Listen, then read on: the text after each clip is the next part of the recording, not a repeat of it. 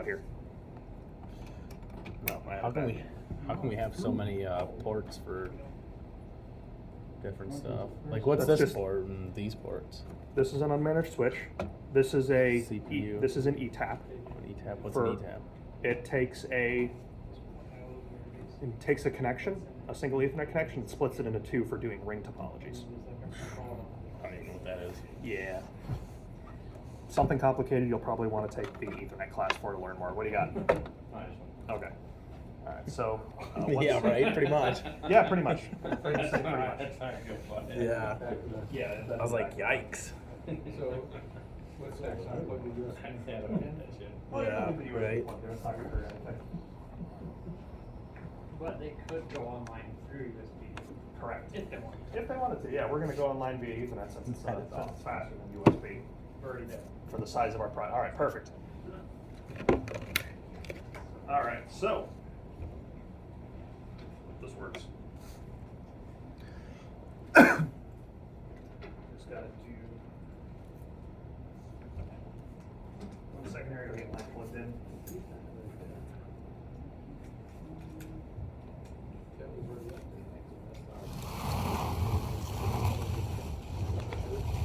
All right, so everybody follow along here. I'm going to show you how to put an IP address into your computer on Windows 10. It's a little bit different. Honestly, I think it's a little bit faster. So down here you see, it looks like a little globe down here. Right here, down on the bottom right-hand screen. So you're going to right-click on that, and it's going to go, and you're going to open the network and internet settings. Once again, the little globe down here on the bottom right, right-click, open network and internet settings. All right. So everybody sees this window, right? Good. Progress. We're going to go into our properties.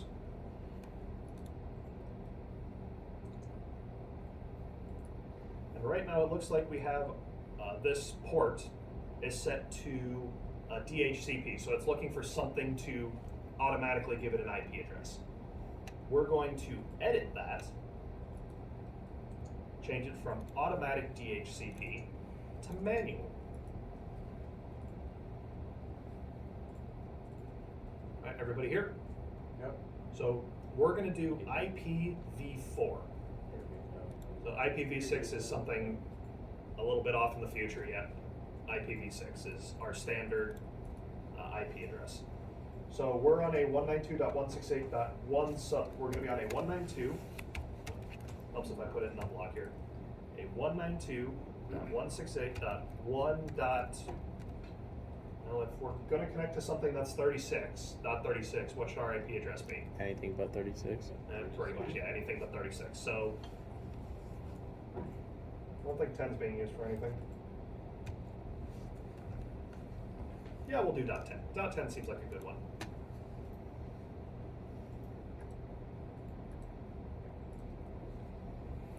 Then for our subnet, Is that the 255? yep, it's going to be the 3255s. 255.255.255.0. So everybody's setup should look like this. We all good? All right, we'll go ahead and hit save.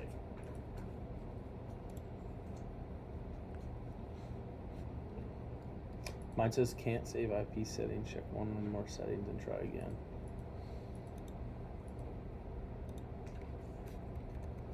One 192.168.2.5.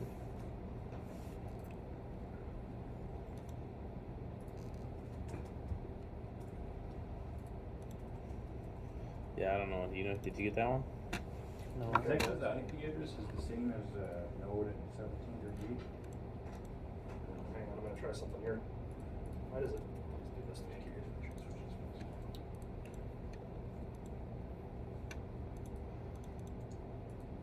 So there's a different way to do this for how I like to do it. I'm just gonna type.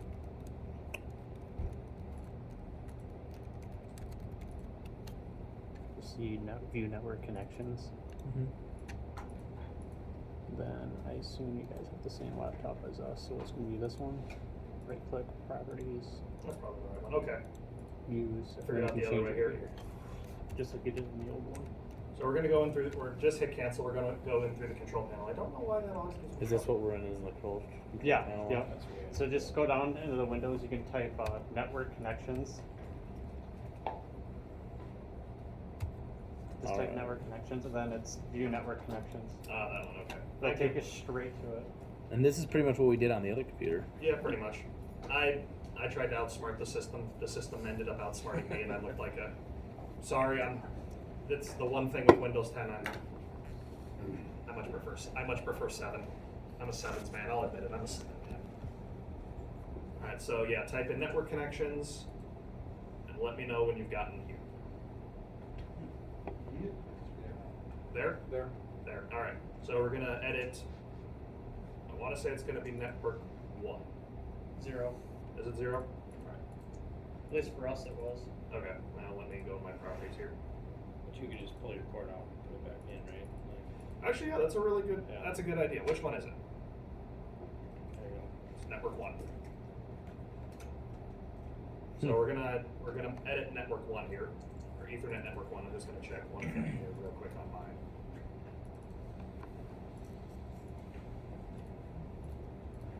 Network 1. Then we're gonna go into our properties. And then everybody's still following through. All right. So we're going to go to Internet Protocol version 4, and we're going to use the following IP address of 192.168.1. I always like going with 97, just an off-the-wall network address. As long as it's not 36, you're good. So everybody got this? Yep. All right, go ahead, we'll hit OK, we'll hit OK, we'll hit close, we'll close this. The next thing we're all going to do is we're going to go into RS Links Classic, which I think everybody already is. And we're going to configure an Ethernet IP driver. Just as soon as I get this open.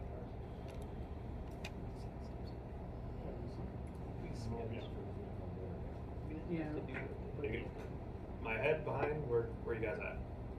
I don't know, I think you're like 2 steps ahead of me now. You did something really quick there when I was doing that.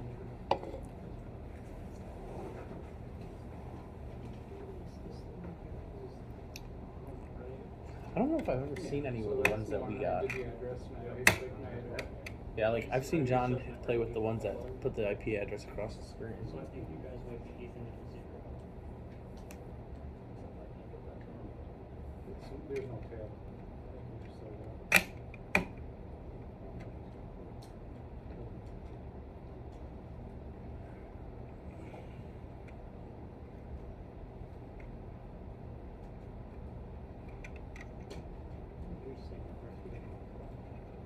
Could just be a crappy cable. Here. Yeah, here.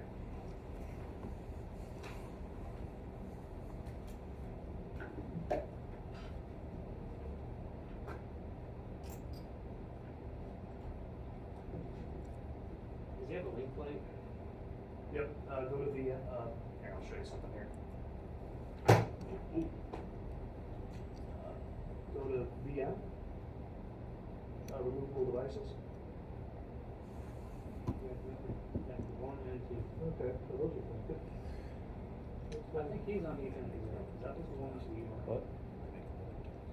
Because like we couldn't get connected. I see. Oh, wait, the cable's connected. Here, so, double click on that. To the properties? Yeah, I would agree. Of IPv4. I'm jealous. Okay. It should be connected. It's not showing that, isn't it? Everything. Even background. Well, it thinks it sees it. Well, see, that's why this was weird on ours, because we couldn't get connected with Ethernet 1. We had to use 0. Okay, show an IP address in there of, 103. You can never know. This one, you guys have your driver configured already, right? I don't think that driver configured yet. Go ahead and, here, leave that, you can leave all that open here, we're gonna test something. Go to communications, configure drivers, add new driver. See, we're gonna. Ethernet Yeah. IP driver. There you go. Is he working in the lab? He's like a brewman. Hit okay. Isn't he in the lab? Yeah, he might be, yeah. Okay, so So this is the one just that's kind of very quiet. Yeah, very quiet. well, it can't I don't be. really know. Black hair. We haven't Yeah, assigned that IP address. Yeah, he works in the lab. That's Yeah, This one. I I have, don't really know him, no. but- yeah, I have a buddy that Do hangs 192. out with him sometimes, so. 168 Met him, 1 dot but yeah. 101. Okay, yeah. Hit Yeah, that. so yeah. Just tell him I say hi, I haven't seen him in like 3 years. What's your name? Bryce Wyland. Bryce? Yeah. Yeah. He'd be like, oh, yeah. Bryce You Wyland. guys? Yeah. Yeah, Colin's alright. So where you work at? Dylan and I work at IFF in Right click Madison. configure. Oh. But we're from Columbus. Where They Colin's make from. bacterial cultures. Yeah. For We're like a- cheese, yogurt, cottage cheese. Correct, So, yep. okay, I used to work at Cargill, like they, which is now DSM. So it's probably a competitor of your guys'. Why'd you Probably. leave there? I was an operator There's at the something time. weird. So it was like, It must be with. yeah, like an operator sucks, and then I got the electrical It field. was zero. Oh, nice. We ran it. Yeah, I wouldn't want to be an operator. What's that? I wouldn't want to be an operator. No. So, and then, yeah, Oh, well, so I'm not Chris gonna question Hansen. outside of that. Don't have time to question it right now. Yep, I've heard of them. Yeah. Alright. Those are all competitors. probably. Yep. Yeah. A lot of people have left our place to go to Chris Hansen. Yeah. Yeah. And they don't even get to finish in 2 weeks, we just don't leave. Yeah. They don't finish their 2 weeks when they tell us, Yeah. we just tell them not to come back. Okay, so Yeah. we're all in links, right? I mean, I guess whatever. Why I not? don't plan on ever coming back, it doesn't Right. matter, right? Okay. I agree. So we're gonna go to communications, and we're going to configure drivers. And we're going to add in a new, from the available drivers list, we're gonna add in a new Where do you go Ethernet to? IP driver. configuration. We're gonna hit, After this one? and then we're gonna hit the add new button. It's gonna ask for a name. What do we leave the name as? Same thing. Same thing, the default. And then we're going to select Kind of missed that too. the IP address that we set in there of 192.168.1. something. What's up? You guys got it? Nope, we're No, lost. you went to configure drivers, right? Yeah? Yeah, okay. We're just a step behind you. Apologize. And then you went to which one? Ethernet devices? Ethernet IP driver. Okay. And then Windows default. Yep. Yep, I'll pick the IP address that's there. Yeah. Pick the 192.168 that you set. Where do you see that? Sorry. Do we have to scroll over? Click on. So select. Oh, it looks like Select. you duplicated it in there. Oh, Oh. I did. Oh, yeah, you're right. Okay. Just delete one of them. Yeah, just delete one. And configure. Oh, right there. And select There you the whatever you put in there for your IP address. Oh, this one. Yep. Hit apply. And okay. Okay, that's where we messed up. Or I Then messed up. you can I close guess. out of there. Open up the Ethernet driver that you've made. This one right here. The Ethernet driver that you made. That's not the Ethernet driver. I'm not sure. Keep going up, down. You named it, you know? The Ethernet one that you named. There Oh, you go. but I would rather. Well, that doesn't. I mean, I see what you're saying, but if I didn't name it anything, that would have popped out like boobs over there.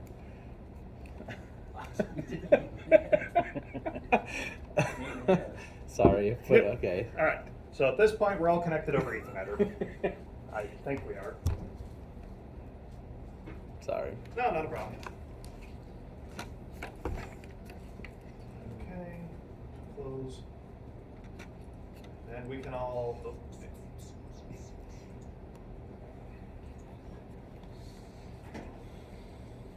Betty, Caleb.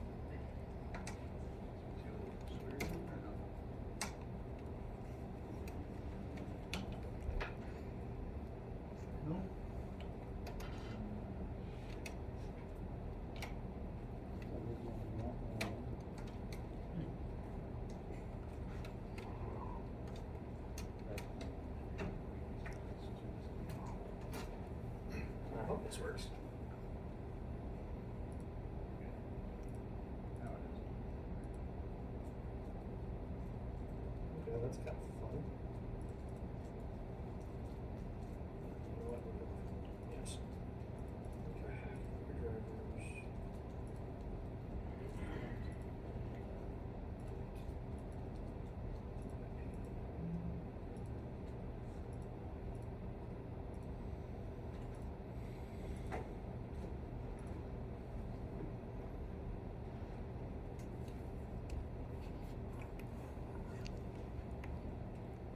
I'm picking mine up here, so this is where we start troubleshooting.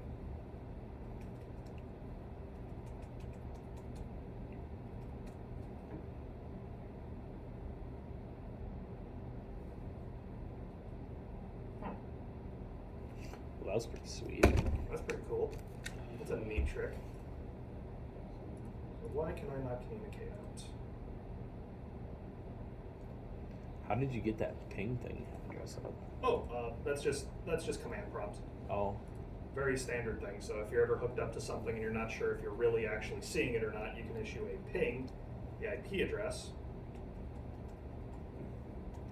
and it replies back with a what's called a pong. So it's a ping, and the reply back is a pong. oh, Kid you not. Network engineers are silly like that. So for some reason, mine's not communicating out. I'll troubleshoot this for a little bit.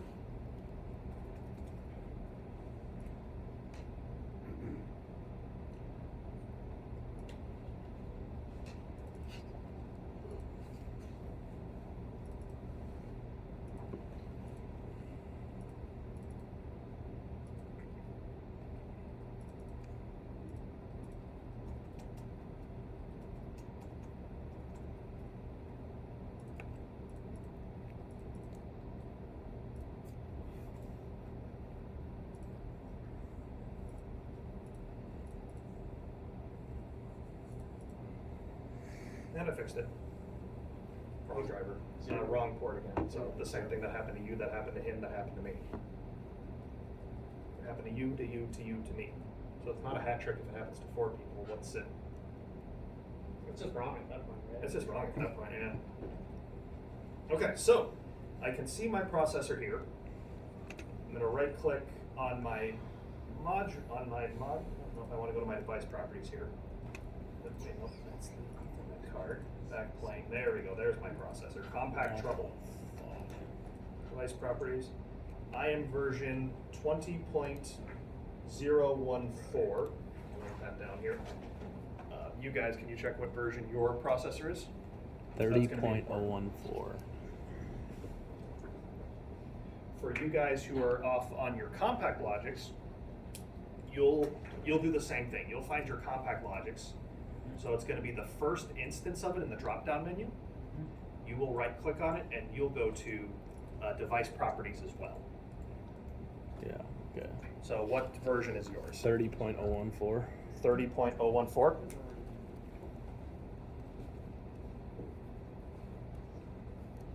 What do you guys got? You go off of it? 30. Well, that's not possible. I see what's going on. You can close out of that. Yeah.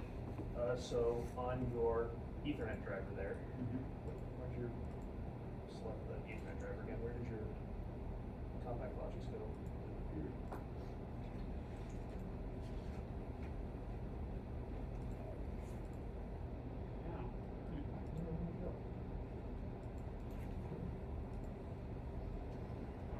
What'd you do there?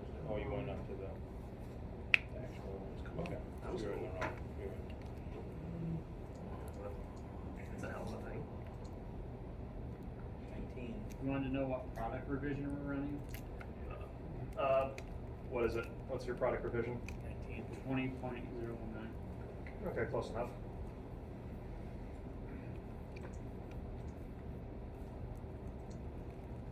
So you're running 30.001. I guess you're just going to communicate in through USB for the rest of this here. So I didn't even take note of that. 30.001, close enough. Okay. So when doing projects with Studio 5000 or RS Logix 5000, the revision matters. So you have to be running the same version of Studio 5000 and RS Logix 5000 that your PLC is. So you guys would be version 30, version 30, version 30. You would be 20. running version 20. So you three are going to be running Studio 5000. Remember when I said yesterday the difference between Studio 5000 and RS Logix 5000 was just from one version above? Version 24 and above at Studio 5000. For us, we're going to be running version 20, so we're RS Logix 5000. Yes? So what we did is we opened up Studio 5000 and we just uploaded from the controller. And it bumped you back down to... It automatically opens up. That's another thing that can happen. It's pretty flexible like that. Alright, so let's try this out here. So we're all connected in some fashion or another.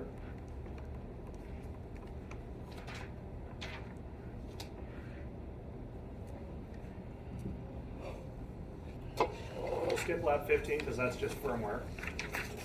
Lab 16, creating a new project. So for those of you with the compact logics, I want you to follow along I want you to use the second set of steps. Well, I guess for you guys with the newer compact logics, follow the second set of steps. You two will follow me with the top. Well, you've already created a project, so you're ahead of the curve. Or we just actually opened up. Studio It's not configured, so 5000. it's just a blank project. Oh, perfect, that works.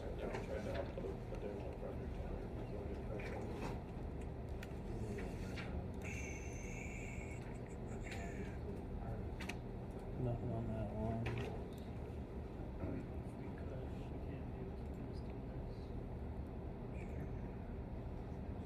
Oh no.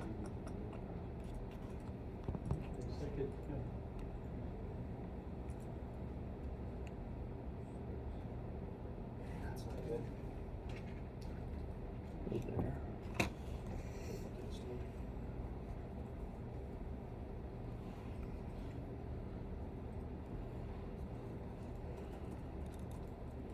New project. Yep. On the splash screen.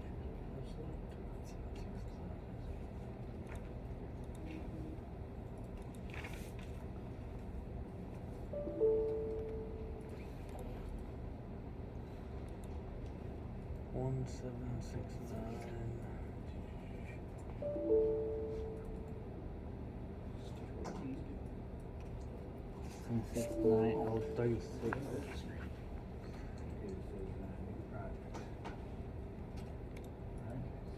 New project. He typed in compact. Okay, so select the 1769. Okay, and now. Hmm.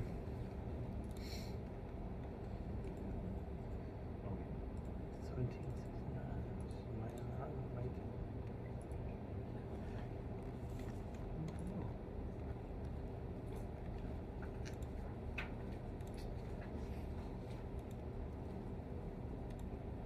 Oh, what do you think, Long? Okay. What series are we in? Controllers. Where you want to go? So what series of controller we We on? have the 36. Well, but we have the 5000 series, right? Correct. So where is that's the 55,000 series. This one is? So I guess we have to look for the 5000 series. Oh, I see what you're saying. Did we go in the wrong one? You wanted it, if you're 30 above, it was the Studio 5000, right? Yep, 24 and above, right? 24 and above. No. You gotta go back to Well, I found the thing, but I can't find our. Our controller. Click on this 2370. Oh. Pop down.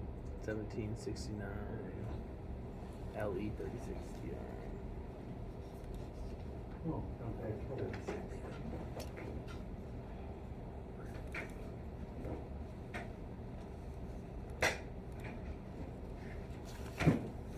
After that,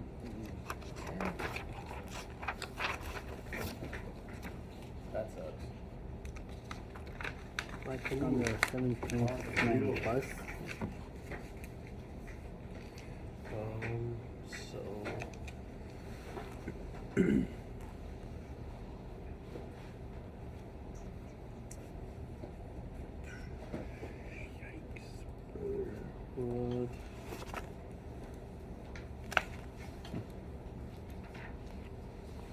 Right, that's the one. And then next. Next. And then.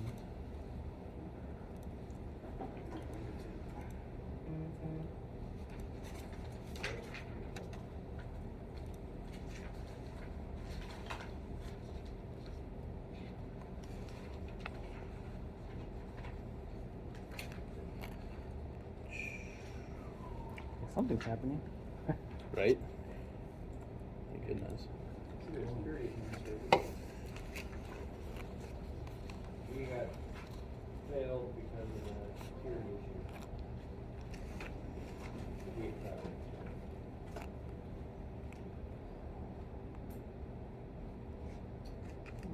Probably don't have access to this. Sure. What did you do when that popped up? This, What were you doing when that popped up? it was uploading that 35,000 to this project. What were you uploading? I mean, we weren't uploading, it was opening it. Okay. Right click on that. Which one? 1769 bus. Right click. They just Oh. don't have access to it. Then Then click on this one? Now they can check. No, their just the controller top. and Just the top yeah, one? you have to I would just. right click. For the Oh, okay. location, Then we have to add a mod. Sure. Or maybe they'll just try it again. And try to take the L36ER. Perfect. IQ 16F. Give it an 8. Input slot. Sure. Then hit next. Put the 30. hit General. Input slot 1.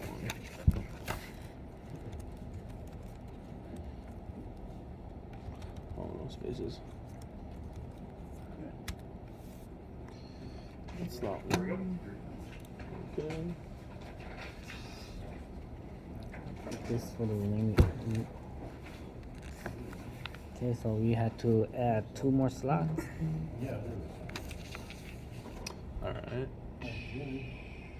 So we gotta create another one. Yep. So repeat the step for the And next then slot. name is slot 2. Yep. Input slot 2.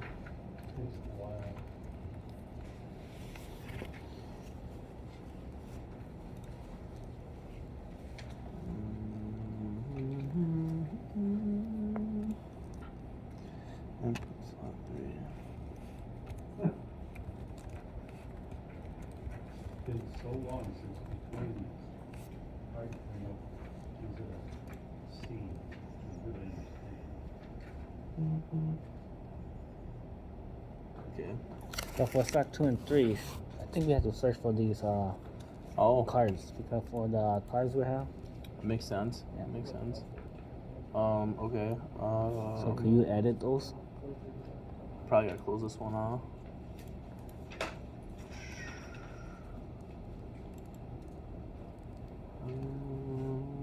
Okay, how do you search for them again?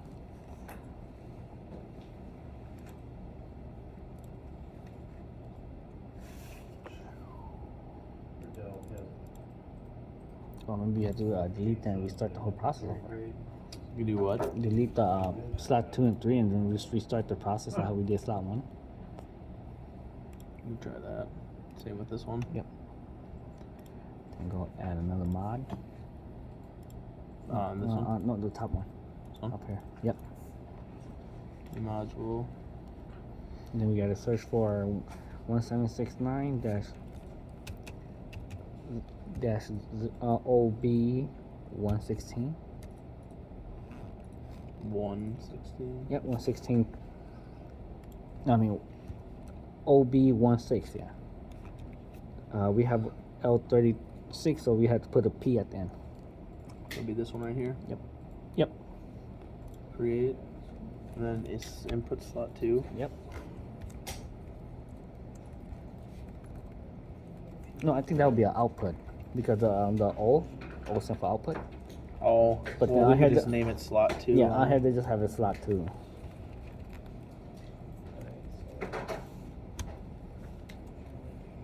And And then Then slot 3,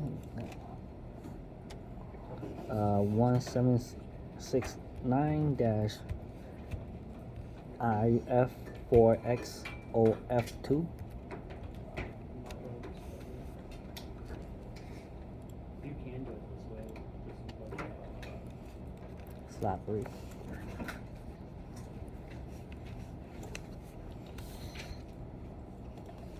Cool. So John left 17. cool. Sweet.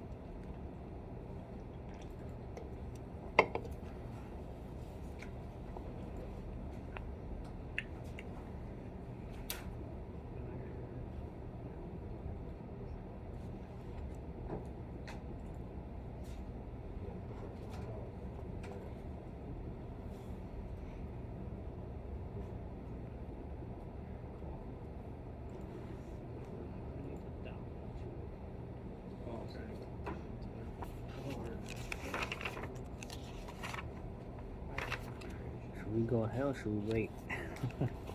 Oh, I thought even man.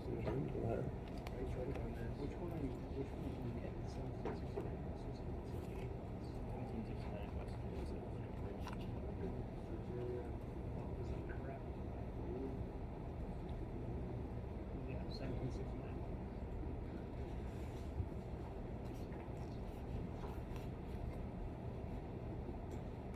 It's 1768, 1769, so if we go to 1769.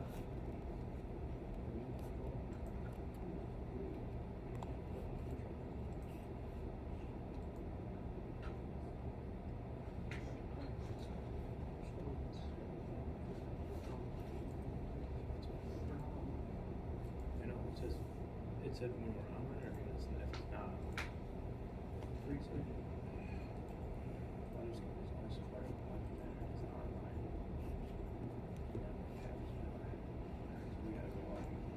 Control tab. I'll keep going. Okay. Okay, so locate the controller tab, just up here. Yeah. Okay, so go with the input and output tag. Input bits from slot 1 to local 1 iData. Is that this one? iData right here. Oops, I don't want to touch it. So, Local. so we have to download the input and output tag, don't we? I think so. How do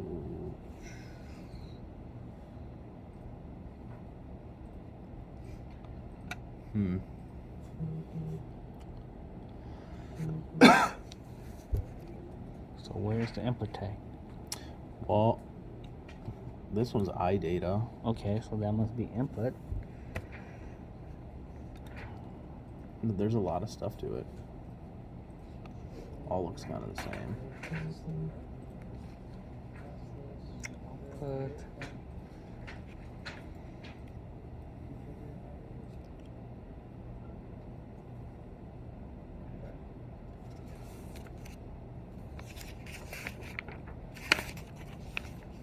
Yeah, at the end of the instructions, so you have to download this. So how do you download them?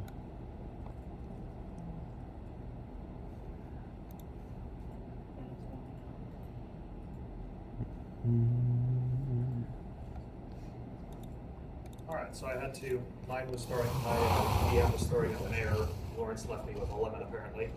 Now I'm finally like caught back up to where everybody else is. So are you guys working on your IO configurations right now?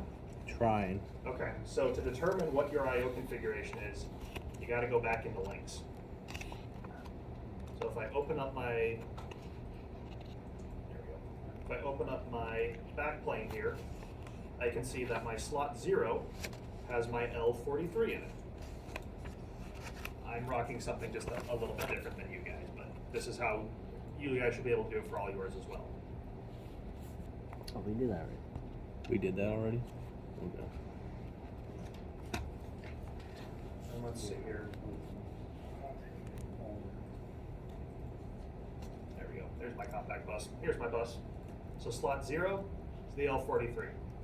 In slot 1, I have a 1769 QT, or no, 1769, 16F. actually a 1769 IQ16F.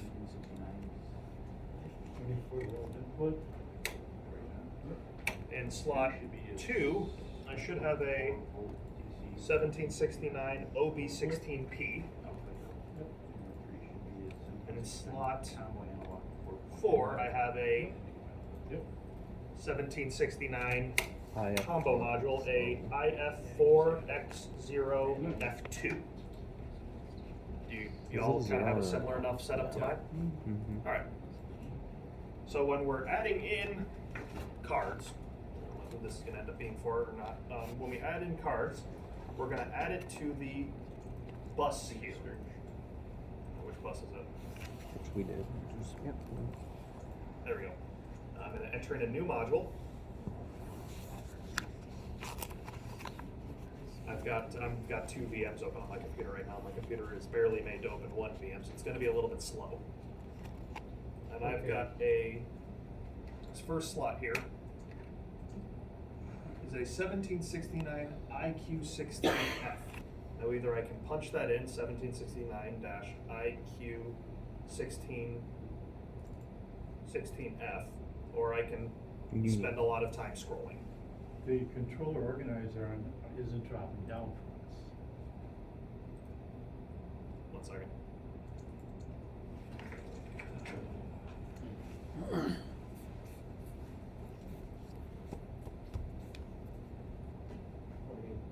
We're trying to drop down this for.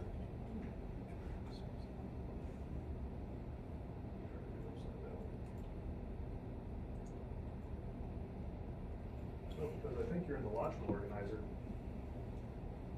I think you clicked in the wrong spot somewhere along the line. Yeah, you're in the logical organizer. I'll get you back to the controller. The real question is how the hell do you get back? Because there should be a button down here. The X is just going to get rid of the view there. There you go. Is there any way you can just copy So this? then right click here on your bus Can you copy that? and add in your module that way. So what's your first module? Whatever you're going to type. Nope. Your part number is actually on these is down here. You can either look it up from down there, or you can go into links here. You can go to links and it will tell you right here too. Although why it's giving us shorthand, I'm not totally sure. It appears to be giving us like the shorthand version, so you're best off just going based off of what's there. So go ahead, punch in 1769 IQ. Just type in 69 combo. Station pops up. Looks like it needs the dash. That's kind of it. So yeah, throw out the dash. You get all your cards added in? Yep.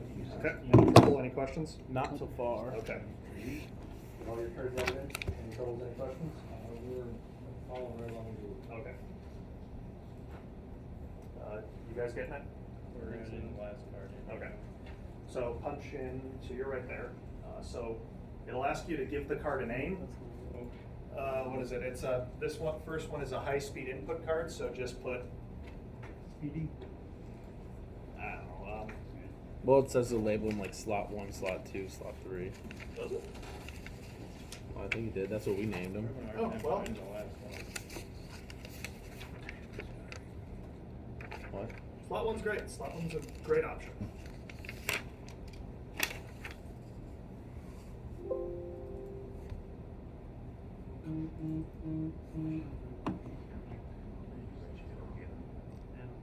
Yeah. But you gotta like repeat it, so then you gotta go back to your bus and create another one. Yep, you gotta And do then it. You gotta do it again. 3 more times, yeah. So it's gonna ask you what slot this is in. So it's in slot, it is in slot 1. Now that this is loaded, that's not the right thing. So it also needs to know what firmware revision your stuff is, your cards are. Go 1 second, I'll be with you in just a moment. So here you'll go to the properties of the card in links and it'll tell you that it's revision 3. You can see here that it's revision 3.1 already, so you hit OK, and that's how you create cards. What do you got? Did we designate them to the right Have slot that in though? our analog card. I think Is it so. the fast analog or is it the low resolution? I know we named them the slot names, but did we designate? Well, isn't this the designating? That's what we named it. Can we see the copy of it? 1769 IF4. Oh yeah, slot Yeah, one. yeah, that one. I didn't know. Oh, I can probably just go that one. Yeah, it's slot 1. Slot Yeah, 2. Slot 3. Yeah, so we're right.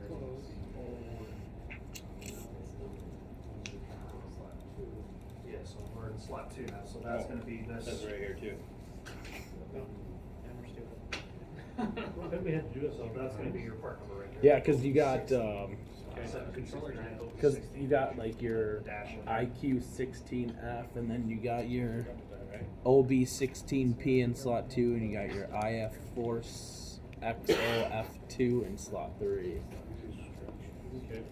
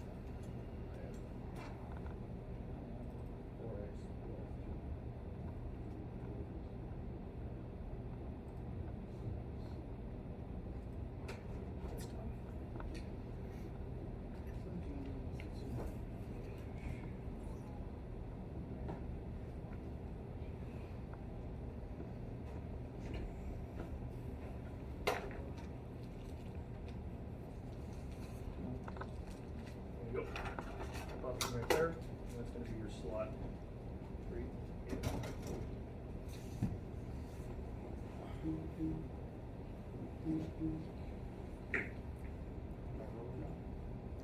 Right here. Okay, close out of there. Tags. Share one thing here real quick. What's this first one? Is that an IQ16? Okay, good. And they're all set. All right. Does everybody have their I/O configuration built up? All right, you're good there. All right, so what's the next lab? Lab 18, which is locate IO tags, aliases, and download. All right, perfect. Follow the instructor's example, locate controller tags, explore the input and output syntax, and download. Okay, so we're going to talk a bit about addressing and syntax. Now, the syntaxing in here is fun to say the least. So no longer are we restrained to B3s and T4s. Now it's local :1 :I dot data dot whatever. Nice. Yeah, real nice. So let's open up our controller tags up here at top. And this is the tags for all the cards we just built up. Uh-huh. So again, I went here into controller tags. Oh, Controller tag. whoops, I went to the wrong spot. My bad. So Controller tags. yes. So it's time to talk a little bit about sin. Where's my good brown marker? Did I throw that at somebody? Over here. This guy right here? Good.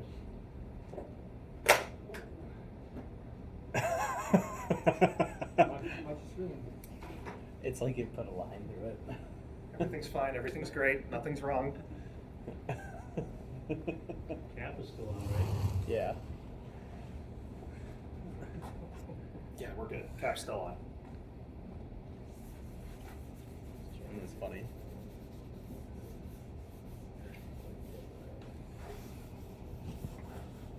Nobody needed that IP thing anymore, right? It's probably a little late to be asking there, right?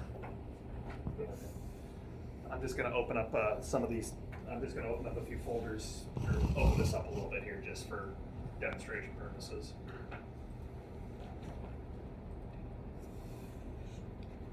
gonna scoot this. Come on, drag. There we go. Ah, perfect. So the controller tags are your data, or it's a location for data. I'm not going to really elaborate that much between controller tags versus programming tags. I'm keeping this very high level. If you're interested more in learning about 5000, there is a 2-day course that we do teach here as well that's dedicated just to 5000. So these tags here did not exist until we added in our I/O cards. So let's talk about the syntax behind these. So local refers to the local rack. So the local rack that this PLC is in. So in our case, this rack right here, this whole thing, that is the local rack. So before it was, what is it, I:0 and O:, the I and O:0. Now it's local. So on your syntax here, local is the rack name.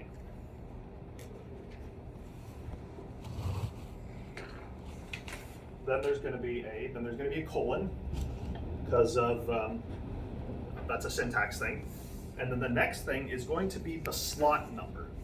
So slot 0 is taken up by our processor as far as compact logics go. Slot 1 is our is our input card. Slot 2 is our output card, and then slot 3 is the Combination. the combination analog in-out module.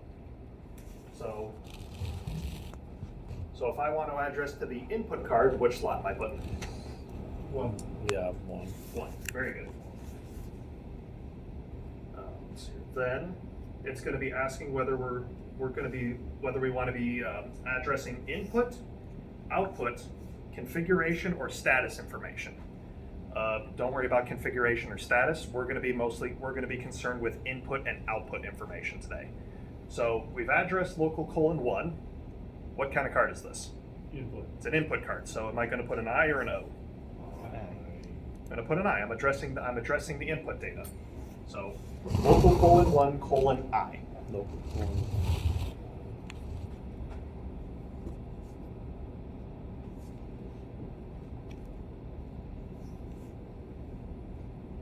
Then there's going to be a dot.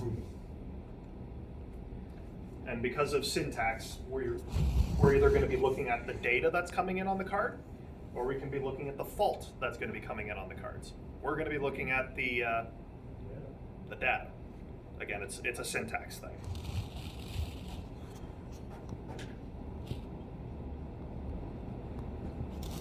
And then it's going to be the individual bit number that we want to address.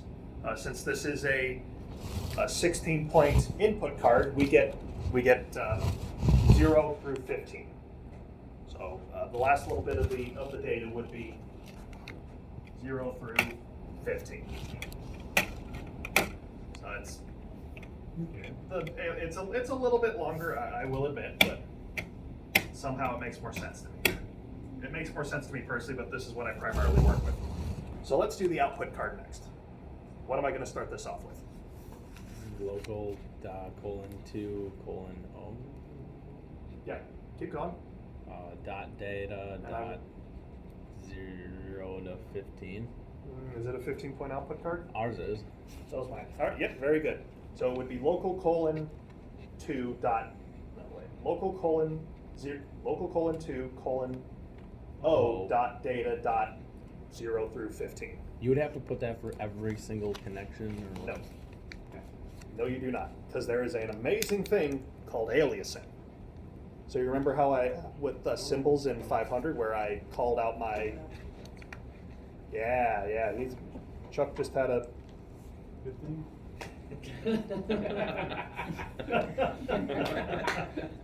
No, he's been waiting for that. I've been waiting for that for a while. I know. Just saw you write it. I don't even know who that is, but it's funny. I don't know who it is either, I rely on the name tags, I'm terrible with names. No, that's a supervisor, he's on vacation. I thought it was on the backside. So I've always seen the aliasing, but like no one ever, I haven't seen it used. Oh, alias? Okay. Yeah. Like that's just basically. So it's coming up with a shorthand name to call up the tag. So for example, so in 500 where I did the symbol and was able to call it, the symbol is, what did I call it, like push button 1 or something? We can do a very similar thing here. So instead of calling up local:1:i.data.0, I could call it DI digital input 0, DI 0. And I feel like that's a hell of a lot easier of something to remember than local:1:i.data.0. I can remember it, but that's because I'm neck deep in Alan Bradley for a living, so I can remember the syntax. But for you guys, it's easier to call up DI0 and talk about it like that. Or if you've got a motor for a digital output, motor 1, motor 2. What's the shorthand for motor? MTR? What? Yeah, MTR. MTR1. So let's do I'll show you how to create an alias tag. I want, so everybody's here under their controller tags, right? So to create an alias tag, we're going to go from monitor tags down here in the bottom, to edit tags.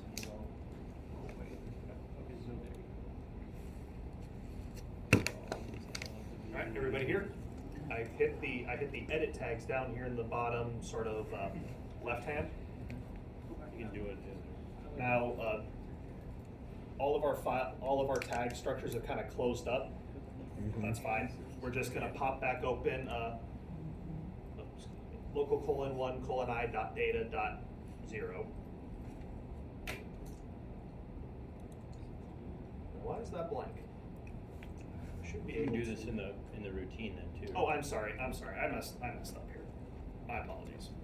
We got to kind of go a long way here. Yes, we can do it in the routines, but to create an alias tag, we got to come down here at the bottom here with the little pencil mark. My bad, I brain fart there.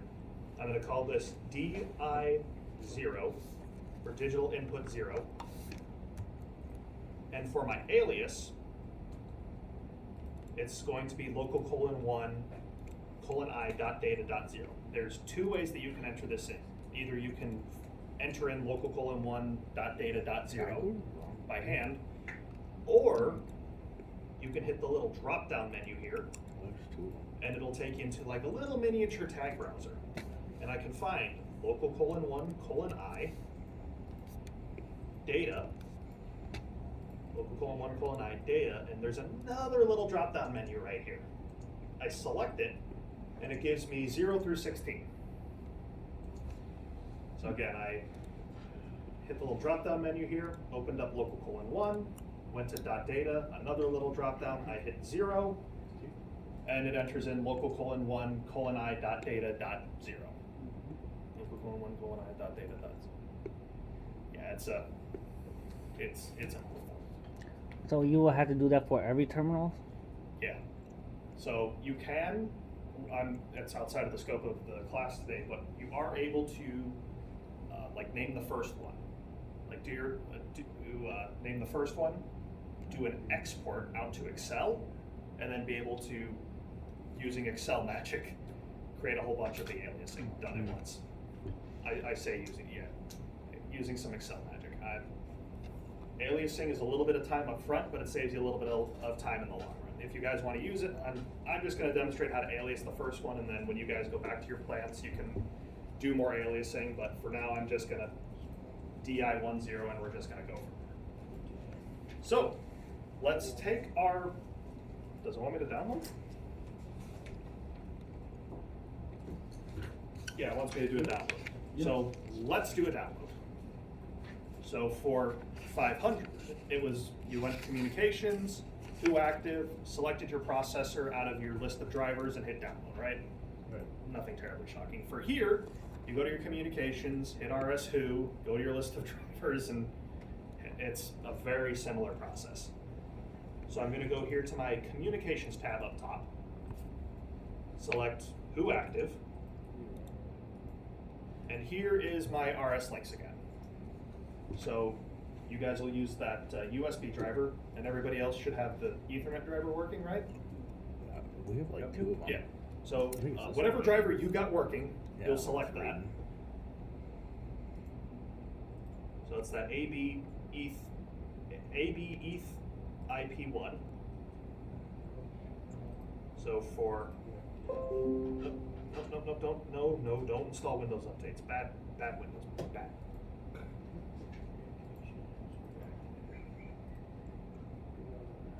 First one? So This did you one? guys find your processor? This I'll one. help Yeah, you guys with that here in a 36. second. Did you guys find it? Yep, going online. Or, Are you registering for more classes? I was looking at them. I recommend the Ethernet Foundations. I That's think the you. one I just Oh, looked at. okay, cool. You want to download? Yeah. Oh, yeah. So when you've got it, go ahead and Yeah. download. Did you guys find it in the list here? that would be good. So you'll select slot 0 there. You see your download button just became green. It's on the website. So how it kind of works here before you download, so you hit the, actually I think you select that first one. Yeah, so you could have also selected the left one. There you go. So you could have also selected that one to download. So for you guys, how you're hooked into, you're hooked up right into the controller itself. So you're able to select the very first instance of it underneath the driver. For me, I'm actually going in through an Ethernet card, so I gotta go through the Ethernet card, hit the backplane, so I go from the Ethernet card to the backplane, and I have to hit the processor that way. So when you guys have found it, go ahead and hit download. Yeah, good job. You guys Guys have got to it? update firmware. Well, let's do a firmware update. Let's see what happens. That's my training. No, it's down all the way. I just hit it. Everything crashed. Sure, let's see what happens.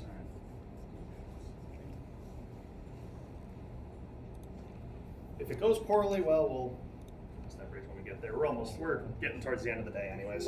If something goes, oh yeah, horribly wrong.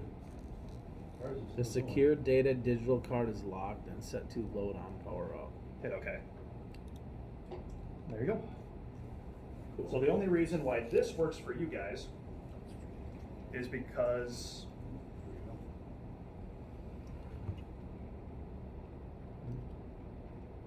go ahead and hit update. So the reason why this is working for you guys is because the firmware is already loaded in somewhere in the big scary folders of files. Go ahead and hit yes, and then hands off.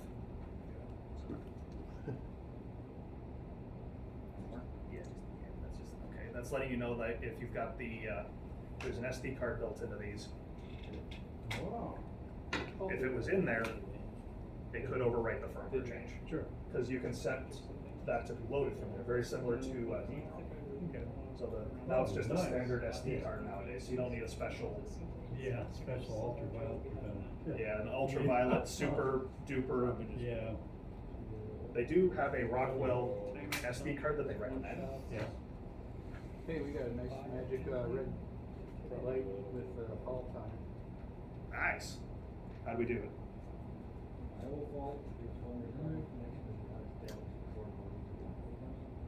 What? It was Marty, because you had 36 instead of 101. Are we going to Golden Crown? Hey, did you still have the chocolate fountain? They're major faults. I haven't been to the one up here. I've been to the one down Milwaukee. Dylan said it's fantastic. His kind of food. Well, it's not my type of restaurant. No. What do you normally like? Anything but Golden Corral. Anything but Golden Corral. It's too much. Golden Trough. That's pretty much what it is. Golden Trough. Too much hype, and there's too many people there. It's like it's not really that good. The food quality is not the best. Like he said, it's a trough for little piggies. Well, some of the people I've seen there, the families, damn. How they all fit in one car. You're not wrong. That's what it's like when you go to a pizza ranch. Oh, yeah, I've seen that. It's like, wow, you should not be here. We ordered chicken up from that, though, it's pretty good. The what is? Chicken, yeah. You guys heard about the fight they have down south because Golden Corral was out of steak? Yeah, it was like a huge, just all out brawl. Very odd. Yeah. Really? Yeah, it's because they're out of steak and. That's what I'd love to see. A fight at Golden Corral.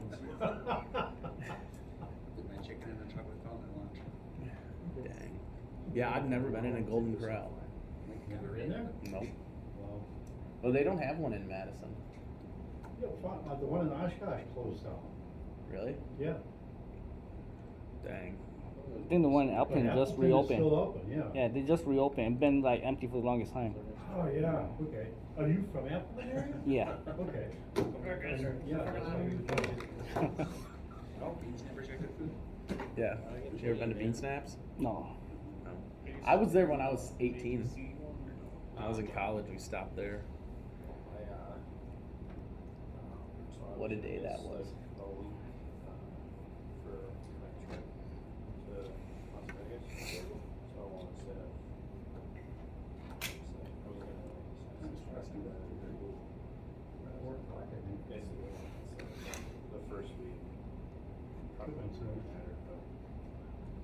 So how's the firmware upgrade going?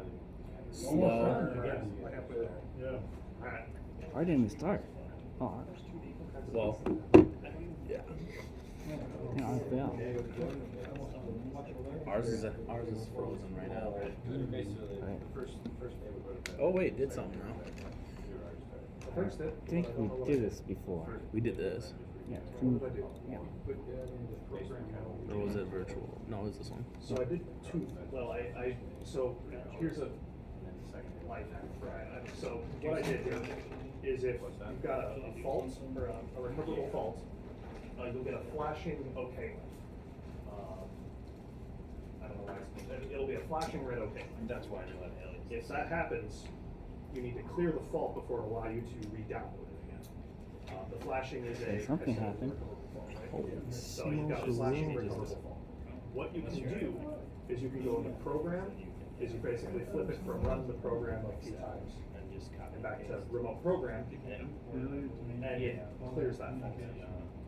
Then you're able to download it. All right, I think ours A did little our trick thing. I picked up in our manual one day. I don't remember where we were. The other thing I did is the firmware version. We're of doing a my card download, was so I don't know what's too supposed to new. pop up after We this. selected the too new version of firmware on my card, so I switched it Right. back to one. Worked. So Are we it supposed was to have that on the screen? a two-part team effort. But I still don't know why it would fault. It should just give you it should just be an IO fault and still allow you to run. Don't know why it faulted out.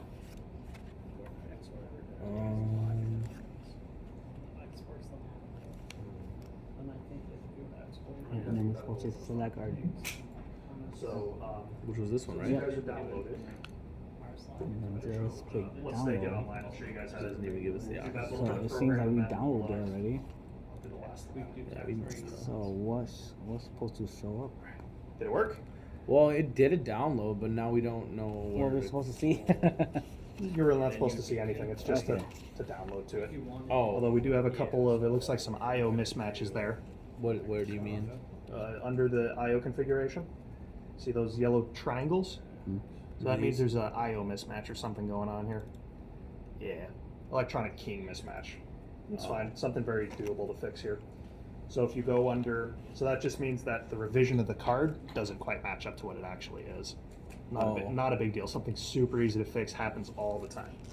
Go back here underneath your RS links. Got a good angle on that then? Yep. Okay, good. So then look at your ERM there. This one? Oh, this yeah, one? yeah. Go underneath that. Keep going. Oh, keep digging sorry. in. Yeah, keep going under. Keep digging in. Hit the bus. Where do we see the bus? Right there. One more on the bus. This one? Yeah. And then if you go to, it's the second card that you're having the initial problem with. Go to Properties. Right click and go to Properties. Yeah, Device Properties there at the bottom. So that's firmware revision 3. Okay. All right. So if we go back into our configuration there, you can see that it's a 2. So you're gonna have to go offline. So hit the drop down there. This one? Nope.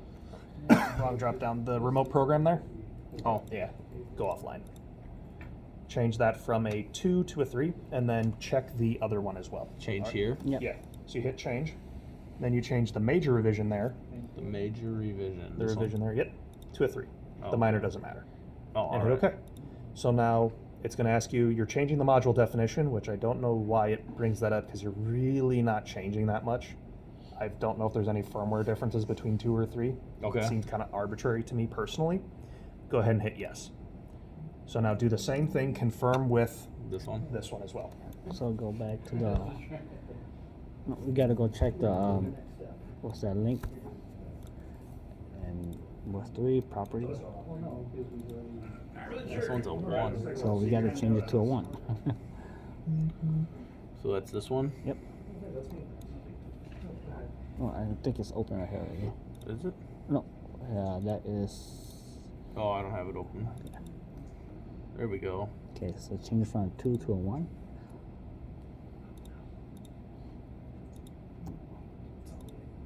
Okay, Cool. Do I need to hit apply? I think so. Yeah, I think we could go back online.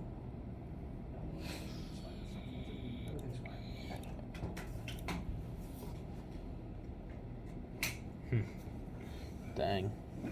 Yeah, pretty neat. It shows you what your controller is doing. Oh, that's cool. We need to download this again, or I guess it couldn't hurt. no? Right? Fuck it.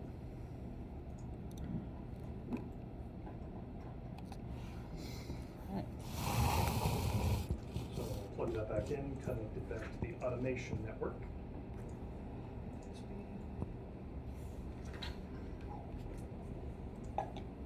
So in links here, I just removed, when I unplugged it, made sure that the driver, the USB driver was gone completely. Kind of like a, turn it off, turn it back on. The time honored power cycle, right? Yep.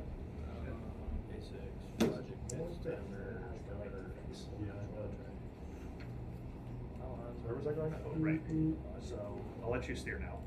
So you're going to go under your communications tab, and we're going to retry the download. So select your USB driver. Make sure, let it refresh there again. I mean, I think we're caught up. It looks like it's working. Yep. Select the processor. I think we're actually ahead. It's the tough thing with this too. It's like, how do I know I just did what I was supposed to do? Do it online? It says go online. I guess since we've never seen it before, it's like, what are we supposed to see after we did that? Right? Yeah. I expect to like see something that comes up and Yeah. says, "Hey, look what we did," or Look, you downloaded this. You know? yeah, exactly. The firmware flashing now is really easy with the compact Logix. Actually, the whole everything kind of post slick has gotten way easier with as far as firmware flashing. Yep. Yes, please. There you go. You're online. Ta-da! Or download, doesn't matter. I see what's going on. It looks like yeah, that's fine. So we've been having some problems for some reason. Now we have our controller. So you got an I/O mismatch here, but I think it's never easy. So the firmware in this card, you saying that it's 2, it's actually different firmware. I'll show you how to check that here real quick. So here I am underneath the compact bus looking at an analog card. So I go to my device properties here, you can see it's revision 1, that's the firmware that's in the card. I don't know why Studio's so picky about this, because the firmware doesn't really. Shouldn't have any effect. Doesn't really impact anything in the grand scheme of things, but for Studio, it's gotta be, Right. it's gotta be the number. Or at least it's gotta be the right major Yeah. revision. Okay. So this is major revision 1, major revision. So I dropped the major revision from 2 to 1, hit OK.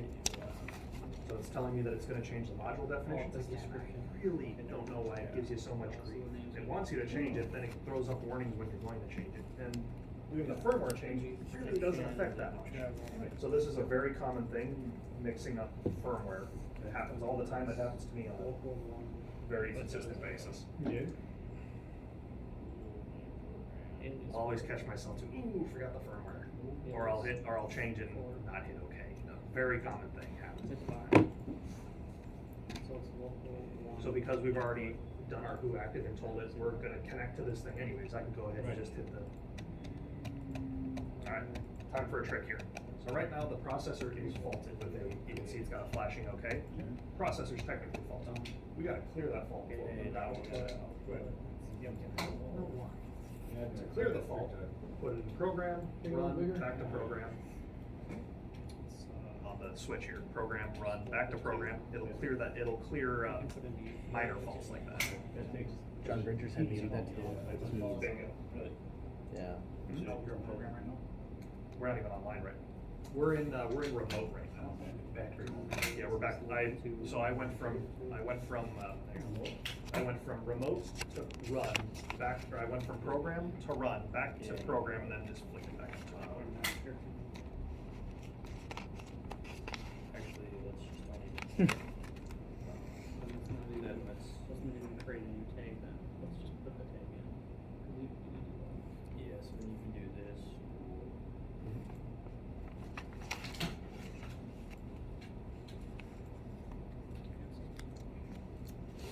Then you're gonna pick your tag up here. Not right up. And then it's local. You just drop them. 2, 0.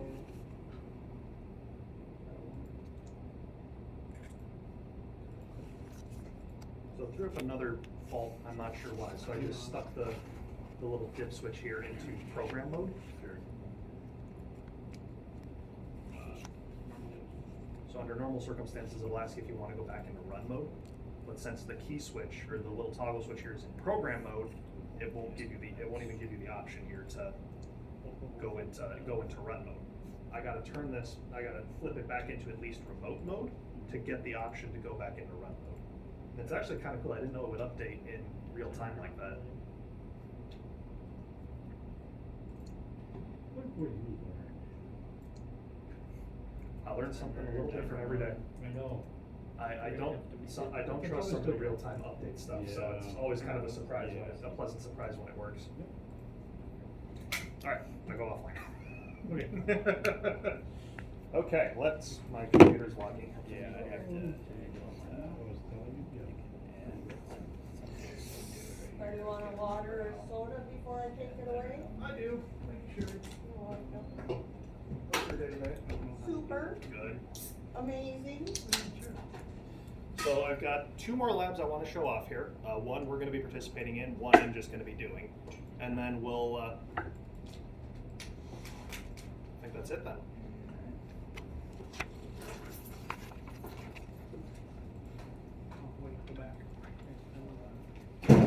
So, lab 19.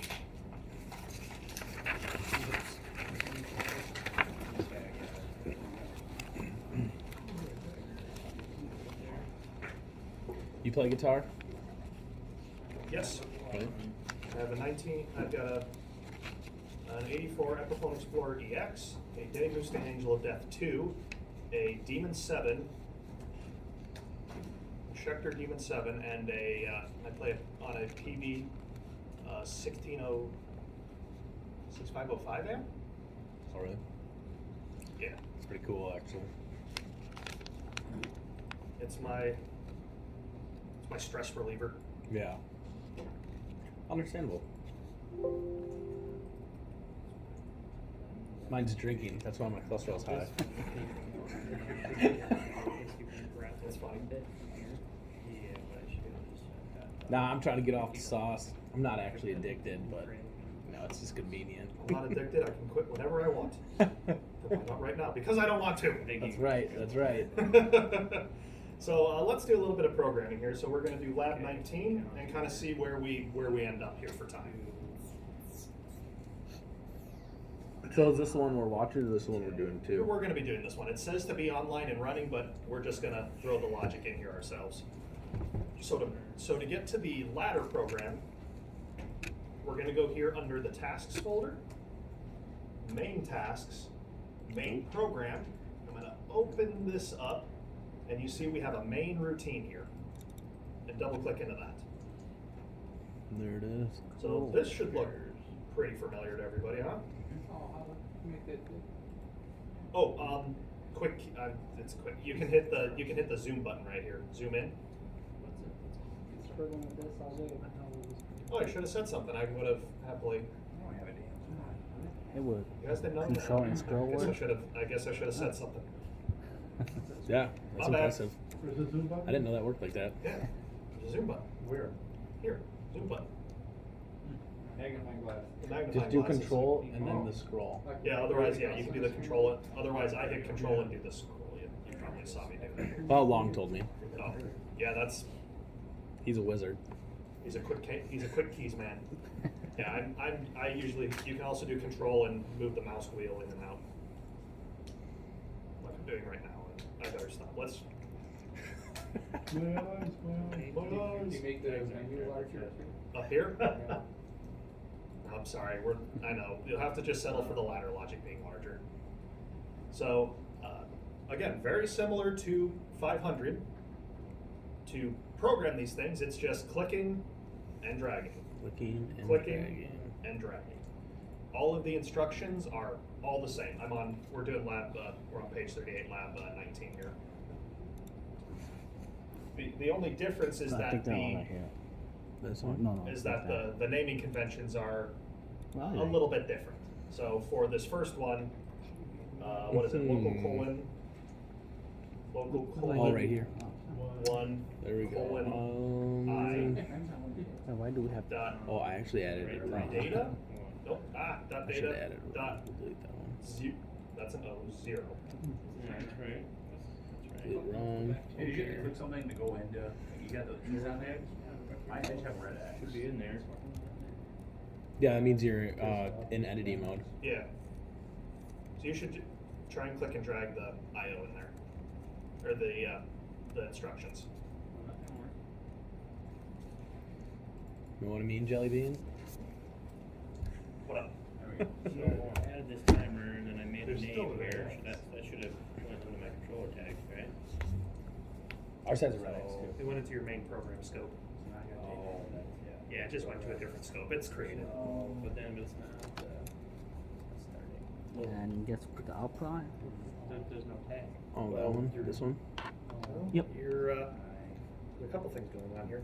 Check your IO configuration. That looks like you might have mixed Oh, up okay. different I think I versions know on we gotta have the red X. We're But, online. He's I'll offline. tell you it has to be. Oh, we're online, he's I'll tell you why off. you're not Oh, yeah, you might executing be is because you're offline. remote, but go offline and fix the. Oh yeah, we're in remote program. There you go. He nailed it. Okay. Do you want us to be offline? Yes, please. Be offline for this part. Shit, that's, I can't do it. Alright, and this one was Yeah, so you got a red X because there's an error. That's just that's a studio. local colon You're good. 2 Just keep, colon Yeah, just keep running. Just keep O running. Dot data dot one. So y'all got the first run. Y'all working on the What? first run. We can just Run. keep going. Yeah. Run. Oh, I've been talking pretty much constantly for 2 days. yeah, What is that? Well, I'm actually Open. going to a class tomorrow to watch one of you guys. And then it's local colon That class. Yeah. I'm looking one forward to colon having I fun for dot data 8 one hours. colon You I won't believe the stamina that this dot requires. data dot The one First time I taught after talking 8 hours, last we time have a was. time.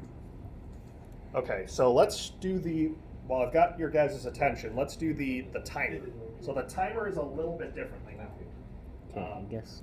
So remember with 500 that the timer you had the selectable time bases. So 1 second, was it hundredths of a second and thousandths? Now the time base is only thousandths.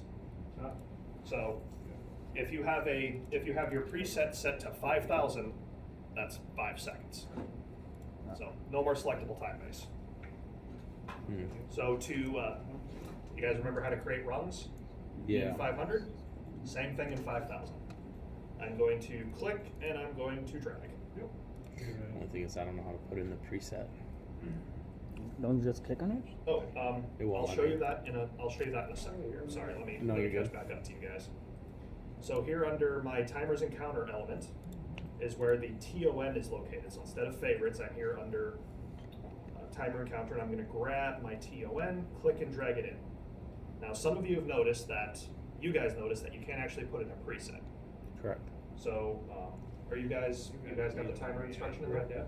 Yeah. Okay, we're going to give it the name timer 1. It's probably under instructions. So, everybody's here? So right now, all I've done is given the tag the name timer 1, or given the timer the name timer 1. The problem is there's not actually a tag backing that as of right now. So I've said, hey, you're timer 1.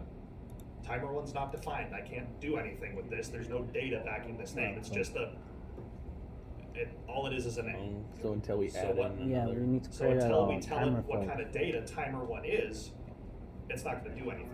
So sense. I want you to right click on timer 1, or actually as I hover over timer 1, you'll see it even says it's an undefined tag. You haven't told me what this thing is. This tag name doesn't exist anywhere. So you right click on it, and you'll see I can make a new quote unquote timer 1. Or if you're a quick keys man, Control W. So you'll select that and you'll see new tag. Now on here there's a few things. There's the name of this new tag we want to create. 5,000 is smart enough to know, well, you entered in timer 1, you probably want the name of the tag to be timer 1. Good assumption. The type of tag it is, it's a base tag. So a base tag means that it's internal PLC memory. So remember the internal bits? Yeah. It's just kind of fancy name for base. It's just an internal tag. Pretty simple. This isn't going to be an alias. So remember aliasing, you could call something up by a different name. There's no alias for this tag. The scope. The scope is whether this timer is going to be a global tag or a program tag. A global tag means that any external device can access it. A program scope tag means that this data type is only accessible in this program. Don't worry about that. That's a little bit more of an advanced PLC topic. The data type is already pre-filled in for us, and you see it's filled in a data type of timer. Again, 500 is smart enough to know. You put this tag in the timer on delay. Probably going to want to use a timer tag, right? So 5,000 does a little bit of the work for you. So that all looks good. Go ahead and hit create. Not a touch screen. Oh, now we can Thank put it you. in. So we good. Okay. 5,000. So they got these things. They had these things in high school when I left called smart boards, where you could like touch on the board. And, Oh, yeah. yeah, those are cool. I wish I had one of these for when I'm teaching up here, because I like to be up there in front of what? You had a smart board in high school? Yeah, like my last year, We had like one in one Spanish instructor class. had them while they were testing them out. So you must have graduated like after 2010. Yeah, 2013. Same. Gotta love it. Yeah. So now at this point, it'll allow you to put in a preset value. So before the box was gray, now it's white. So the preset of Oh, we need 5,000, right? Yeah, put in a preset of 5,000. As we remember, the accumulated is for when the timer's Timer actually wound up, timing, yeah. so we can just leave that as 0. And then I'll show you guys the. That's what 5 seconds. And Yeah, then and we the have counter. counter. Yeah, counter up. Yeah, and then we'll show you guys the counter here. So the counter is. Oh, it actually Well, I guess is the Yeah, you counter just is still click on it. underneath your That's timer kinda counter cool. here. lunch counter. Counter. So the counter is going to be the same thing.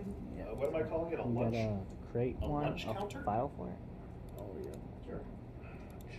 Lunch counter. It won't let me. Oh, I think I gotta make it do one what word here. I wanna do. All right, so I gave it the name of lunch counter. I'm going to right click on it again, and I'm going to define a new tag for it. Why does yours come up so easily and mine does not? Mine won't let me do a new. Oh, there was. Well, it's timer DM. Oh, you're clicking in the wrong spot. What do I get? You need to click the tag itself. Oh, gotcha. Okay. No. You got it there? Yep. Okay, cool.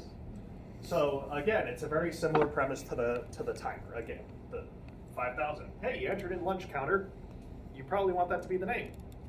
Yes. The data type, you entered this in under a count up. A count up. You probably want the data type to be a counter. Good guess. Scope main program, read write access, everything's good. Go ahead and hit create.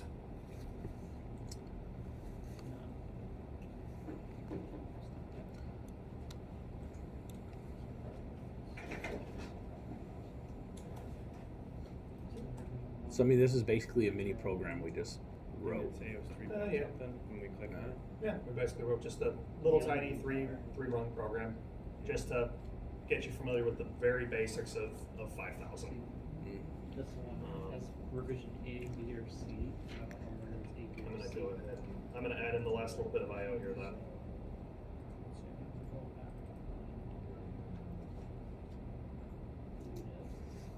Local. When you've completed the little bit of program, go ahead and download it. Go ahead and download it. Yeah.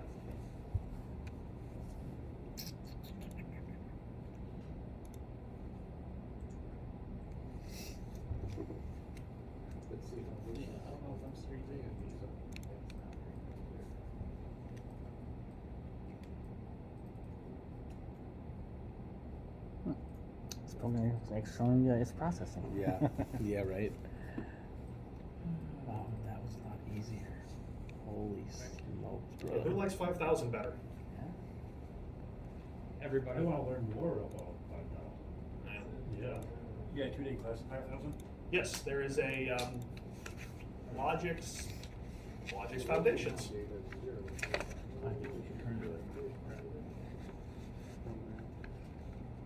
So how come on this one, like, that one you just put timer 1 dot down, I mean, I did the same thing, but you don't have to put local.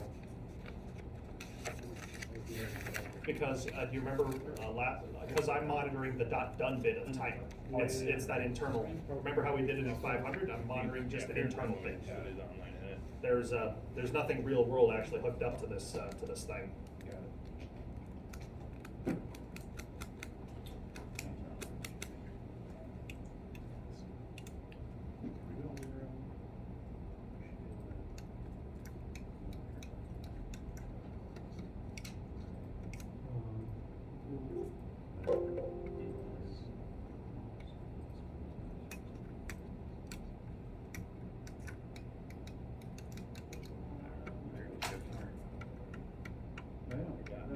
Oh, I didn't get our counter to work. Somebody's not.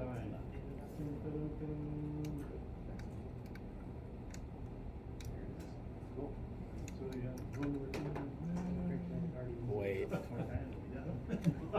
we have a timer on there? It's putting up program. Yeah. We don't have a time. Oh, that's easy to change. I don't know.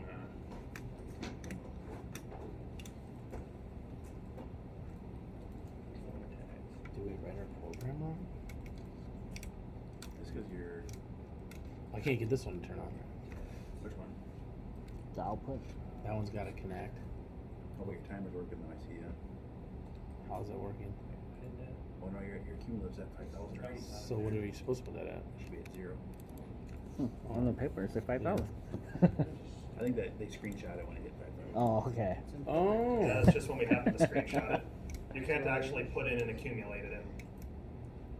Now you gotta hit, Oh, I gotta download it again. Right. What a mother. Won't let me download it again. I think you have to verify it. Oh, did you? Right.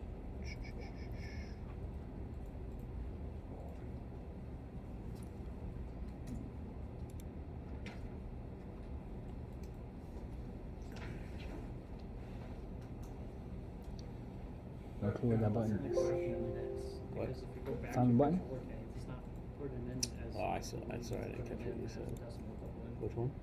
Well, that's like, do you see the button where we could verify, like the Well, 500? there was this one right up here. I clicked. What? What is actually that first rung actually do? So when I hit local:1:i.data.0, so the first input of the DC input card, it will turn on local:1.data.0. It will Completely, energize verifying. output. So input 0 will energize output 1. So on ours, the So line we on should the be left able to side run there it then? is got a dash right there in front of local 1. Maybe it'll just do it, huh? And if we do a check, it says everything's okay. Well, I can't get it to verify and then download.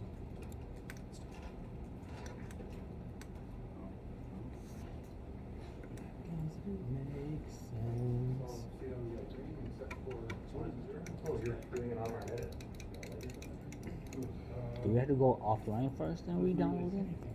There you go. Oh, that's a good question. Somehow got it on my edit. I bet you. So one of these is, I don't know which one is actually, oh, you're Okay, doing it now point. change it. There you go. And that No, turned on the okay, light the right 5,000. Oh, I see. That makes sense. Oh, okay. Now we gotta. Oh, I suppose because it put us online when we.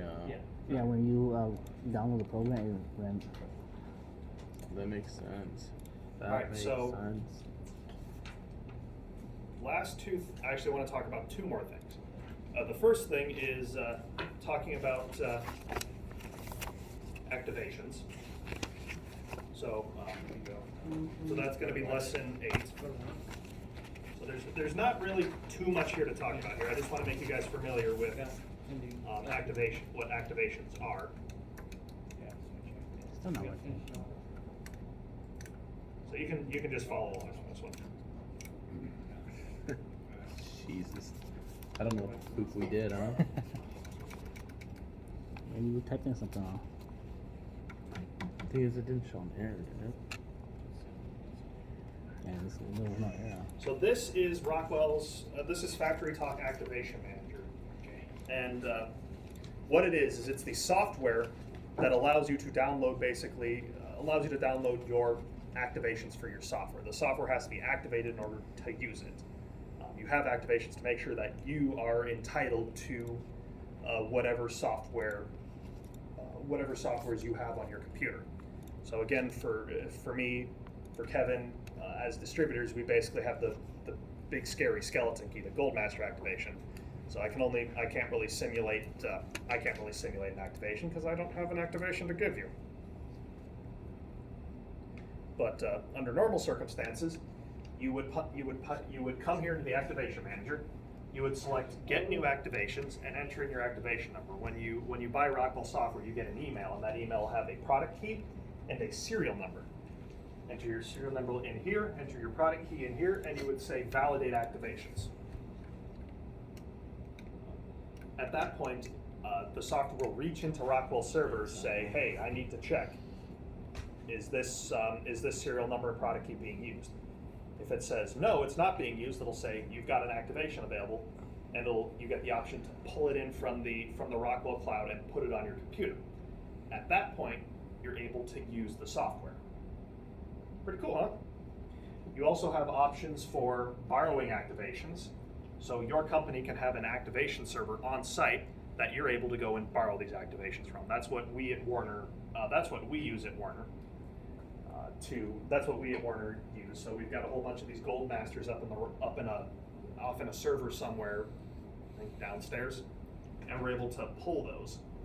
So you can see here, I've got, when I go into my return activation, so I have the option to return it back to that server. I've got my Gold Master sales, that's, I borrowed in August, and I'll give it back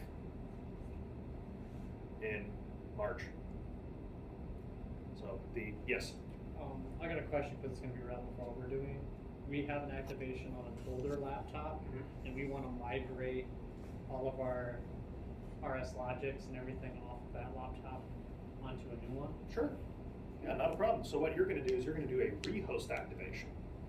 So it's something I recommend, just like getting on the line with our tech support just to make sure it goes smoothly. Kevin, have you done a rehost activation yet? No. No, I haven't done one. I haven't done one in a hot second, so I don't remember exactly all the steps for it.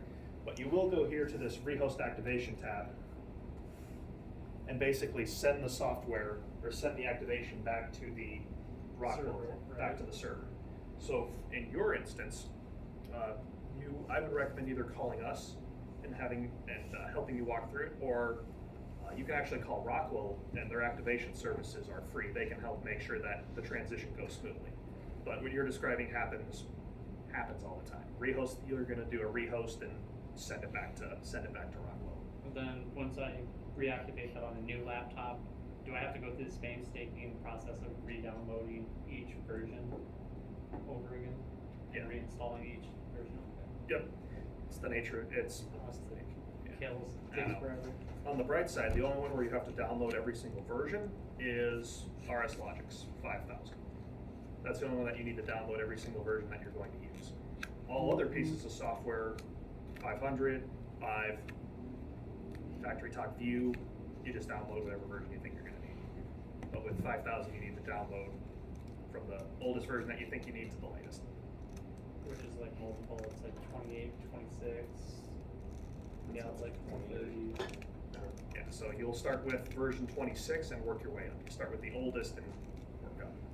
Actually, doesn't sound too terrible. Although 26 and above, the downloads started getting Big. It's like, one of them was like 8 gigs.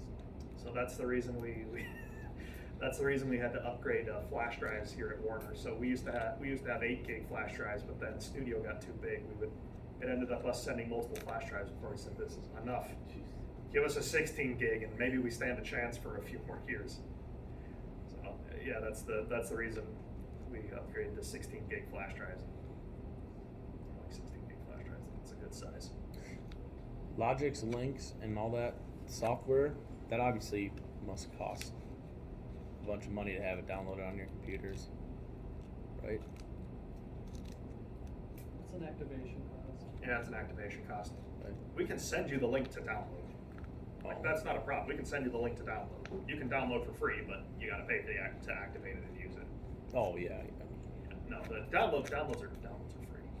I was just more so just curious. We got it all on certain computers at the factory already, where they're basically the computer is always plugged in to a MCC room that's or whatever. Yeah, I got you. Yeah, the download's free. The activation is what you're paying for. Then I'm gonna do lesson 9 here.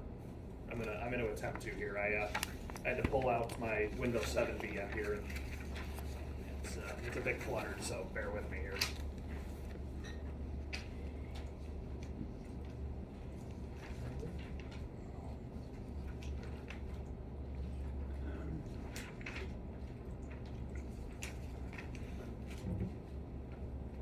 Let me just make a new folder here.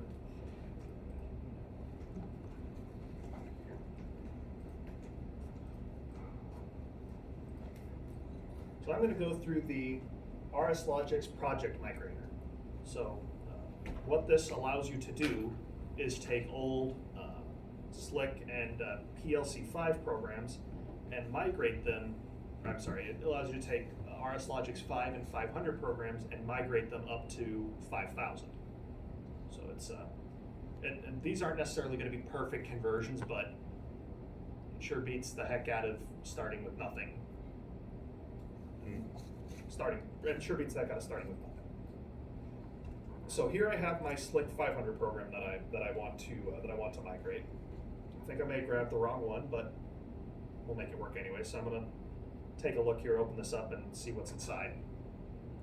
Hopefully.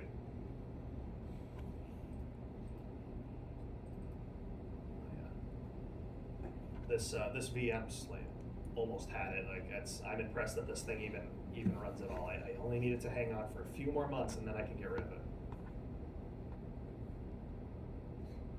Come on, baby. Yeah, no, I feel kind of bad. I was kind of hoping it would be a little speedier. It's always really weird when I try and launch a program. Like it'll take a while, but then I won't have any problems launching anything subsequently. So I thought leaving it run in the background for the last hour would be enough to cover for the fact it's not running. Thank you.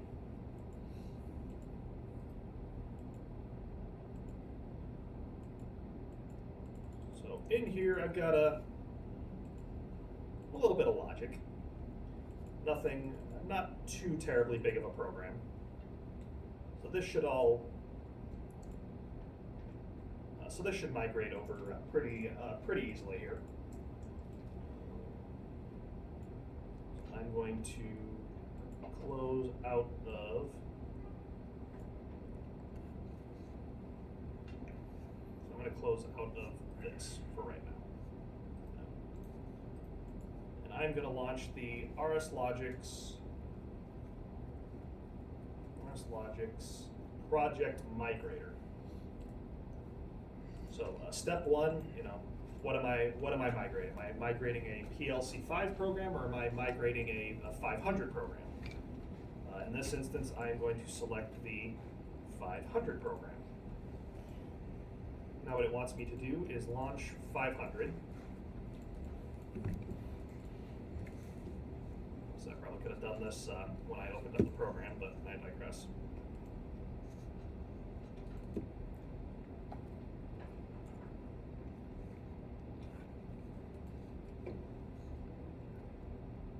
So how about that, Packers? Good enough. My parents were at the game. Lucky Devils. They stayed at the end. Yeah, they stayed to the end. Apparently, my uncle, he lives in Florida. He has some tickets or whatever, and they were like right level with the Fleet Farm entrance. So when the game was over, they didn't have to go up, downstairs, nothing. They could just right out the door, and they beat traffic. Like they got out of there fast enough to beat the traffic. Aaron Jones was talking at the bar we were at last night. Aaron Jones was talking at the bar we were at last night. Really? Yeah, over there by that Vince Lombardi steakhouse. Oh. That was kind of cool. That's cool. Campbell over there. So this one time, I was when I was working at Badger Sports Park. Jordy Nelson came in for his kid's birthday party. I ended up cleaning his clock at laser tag. I joined in on his wife's team and played against them. At one point, he runs up to me. I'm tagging whatever base. He runs up to me, and Jordy Nelson's a big guy. He's like 6'3", 6'4", so he's Big target? Nah, they're all the same size target. But he runs up to me and starts going, ah! And shooting me. Shit, you're not. So I point to him and going, ah! And start shooting him. So there's just two grown-ass men going, ah! Shooting each other at laser tagging. Afterwards, I got a handshake from him. So I got a handshake and said, good game. Real nice guy. That's my only brush with. Yeah, it definitely beats our story. Oh. Which is all right. No, you're good. Sorry. I didn't mean to be. I wanted to ask Aaron Jones a question, but he told me that asking him why he coughs up the ball when he plays Tampa was not an appropriate question to ask him. Anyways, moving on. So I'm going to do an ASCII export here on Tools Database. ASCII export. I didn't know you could ask him insultive questions. Yeah, I'm going to migrate all of this. I feel like that comes with the territory. Yeah, you're not getting an autograph. Well, the people running the show, they wouldn't allow me to do it, or they said they were going to call me out when they asked off the question. I didn't want them. I didn't want them to know it was me. He'd be like, "Who's that fat ginger in the back?" So I did an ASCII export here, which is going to send all the. That is pretty good though. That's going to send all like the tags, symbols, basically all the documentation along with this migration. And it wants me to save this as a SLC library file. I'm going to do complete save. So then back in the migrator tool, I'm going to browse back to this folder I've created called Migrate Me on my desktop. Why do you have to provoke people, man? I don't know. It's looking for a slick file. That's where I saved it. let's see here, anything else? Next. Create aliasing for existing PLC 5 slick symbol. Sure, let's create some aliasing. Then I select whatever controller I want this to migrate to. This didn't look like a very big program. What kind of slick was this? L53. So let's just say this is going to become a 1769 L33 ER version. I'll say 24. 24 is a good version. So it's easier to say you want it to be a lower version and then bring it up to whatever version you want it to be than to bring it up to too high of a version and bring it back down. So worst comes to worst, select an older version and bump this up. So this is going to export it as a L33ER version 24. And you can see from that list there's pretty much any compactor control logics from the 5000 family that I could migrate this to.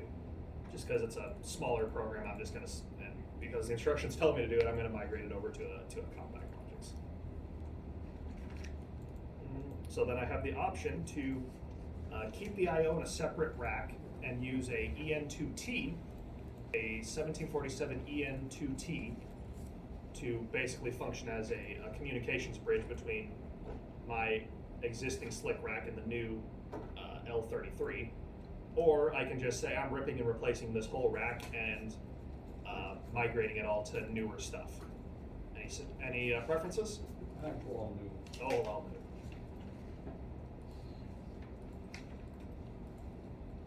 All right, so it's picked some new stuff here. Perfect.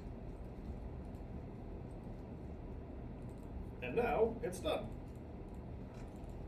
So we just sit here and wait patiently for the migrator to do its thing.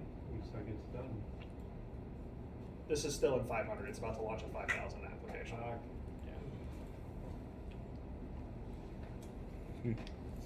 That would be the process for my situation with the PLC 5. Yep.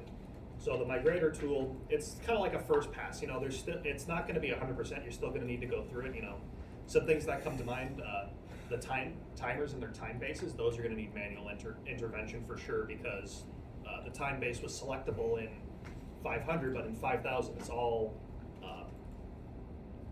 thousands. It's thousands. So it's all so 1000 equals a second. So a little more selectable time base.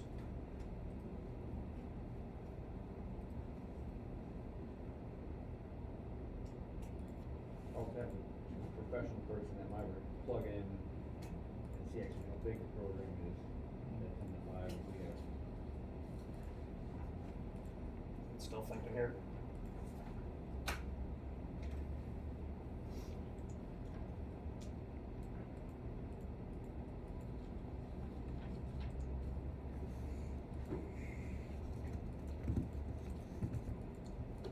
Still importing.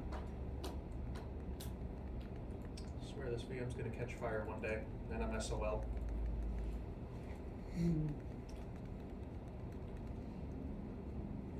Ah, there we go.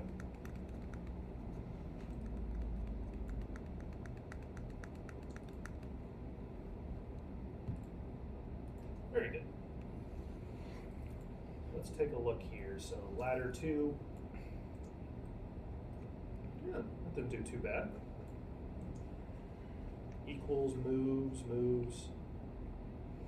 So the TONs, you're for sure going to need to manually intervene on those, because I highly doubt this was actually.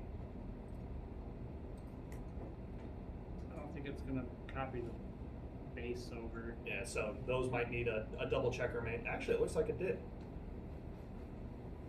So what would that be? So that would be a 100 milliseconds. 100 milliseconds. It looks like it actually did. It looks like it did actually get it. Still, you know, double check, make sure that everything's good. But that's just an example of the project migrator. On a simple little program like this, where you're not really doing anything too fancy, you know, it's not too bad. The bit logic will all transfer over nicely. The timers all have equivalents, equals, not really a problem. And it even kind of kept your little naming scheme here.